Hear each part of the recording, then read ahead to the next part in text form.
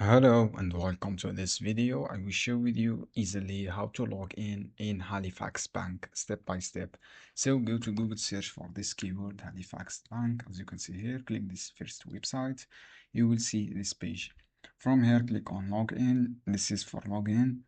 After that, you will see two options here: login with your username, and as you can see here, this is for username and password. So this is how you can do to log in. Two option here.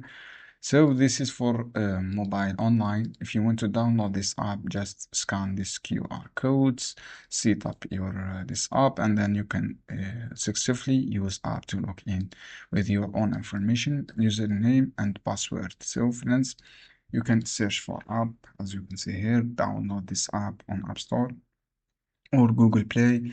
After that, set up your password process here. If you have any question down below in the comments, and I will answer your question as soon as possible.